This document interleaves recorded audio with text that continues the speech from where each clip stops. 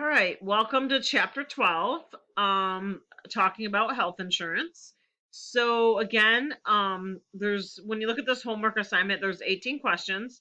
And again, when you this beginning stages, like what are the benefits of health insurance, you can click the e-text pages at the bottom uh, left-hand corner, and it will bring up exactly where you need to be.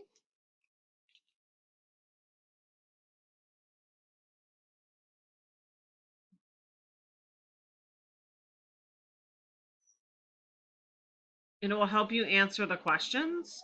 So, like if you look here, background on health insurance, it covers healthcare expenses incurred by policyholders, talks about the limits, it talks about the policyholders, the type, cost of it. So, like I said, that's the best way to handle a lot of these questions that deal like with the actual topic, not math related. I would click the e-text. If you ever need the financial calculator, you can click that, but I don't think it works as well. If you do need a financial calculator at all in this chapter, I would go right out to Google and type financial calculator, and that's your best bet there. This one's asking about private health insurance. Health insurance providers, who offers health insurance, compare and contrast private health insurance, care fee for service plans and managed healthcare plans. So again, I would just, for these type of questions, I would just use the e-text for help.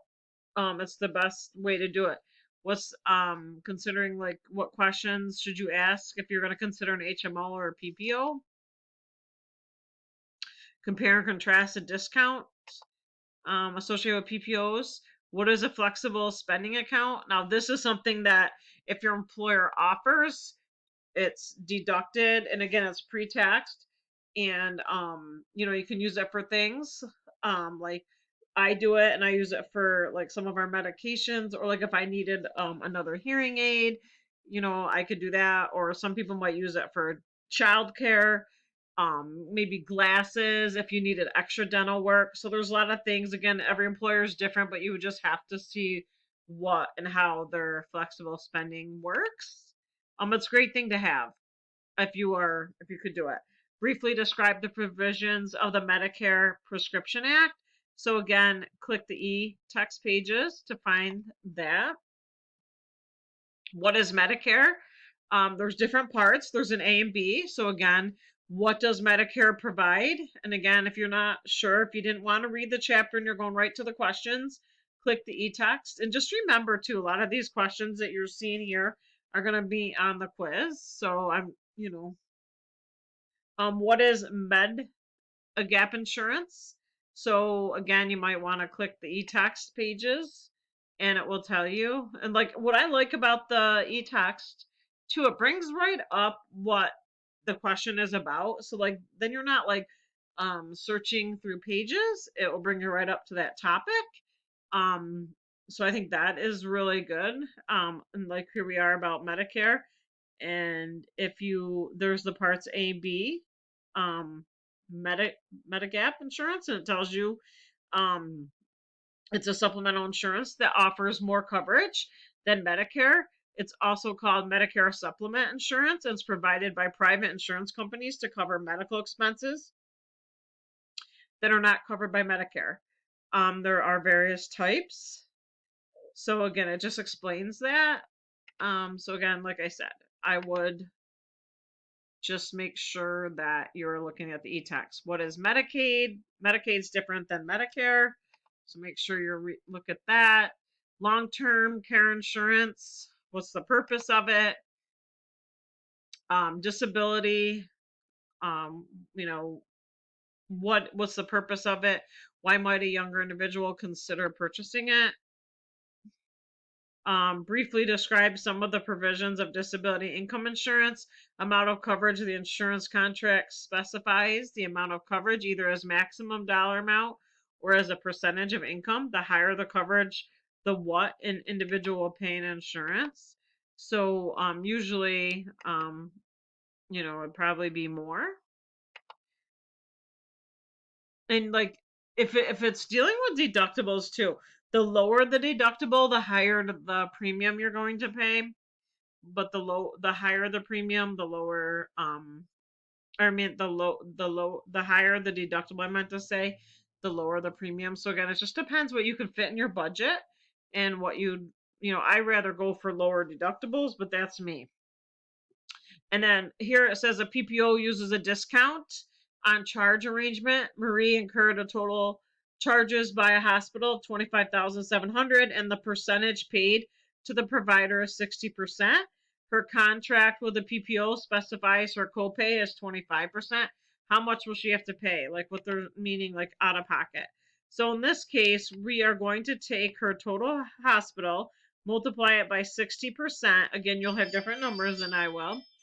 $15,420. So she will owe based on the copay percentage of the total paid to the hospital.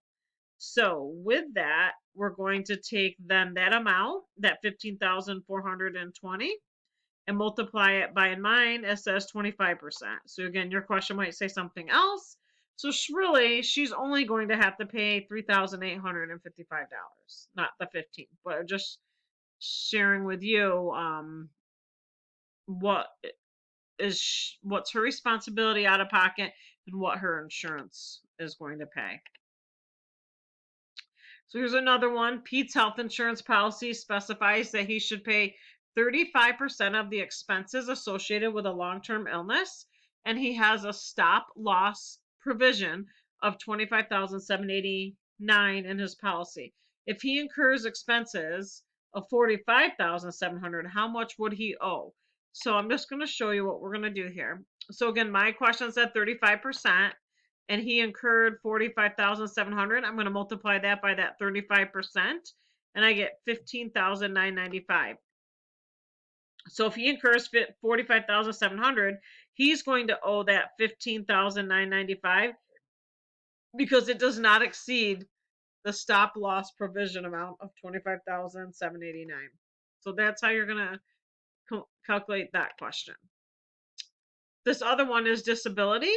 Her total monthly expenses typically amount to 1,100. About 38 of these expenses are work related. Christine's employer provides disability insurance coverage of 254 per month. How much individual disability insurance should she purchase? It says, hint, she does not want to rely on Social Security or workers' compensation coverage. So what's the amount of individual disability insurance should she purchase? So it just talks about, this is her total monthly expenses minus related to work. So her typical monthly expenses after excluding work would be 1,062. Again, this is my example.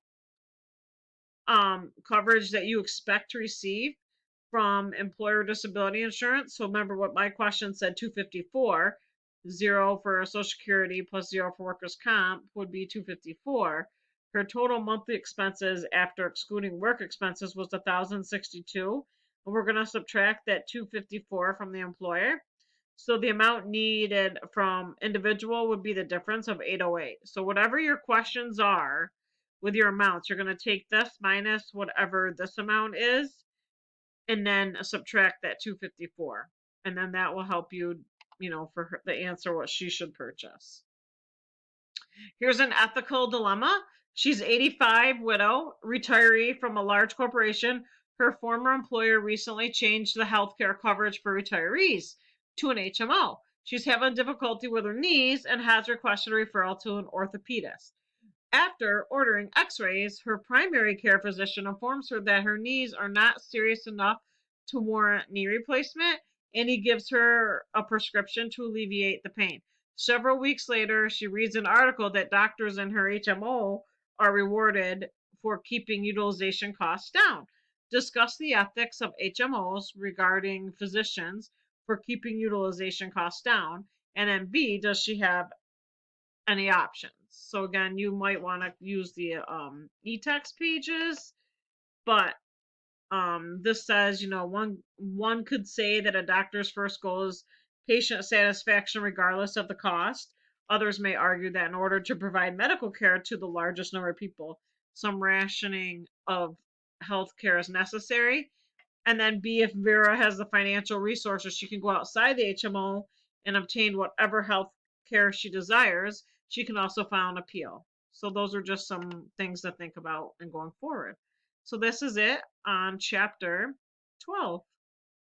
Good luck and do the quiz.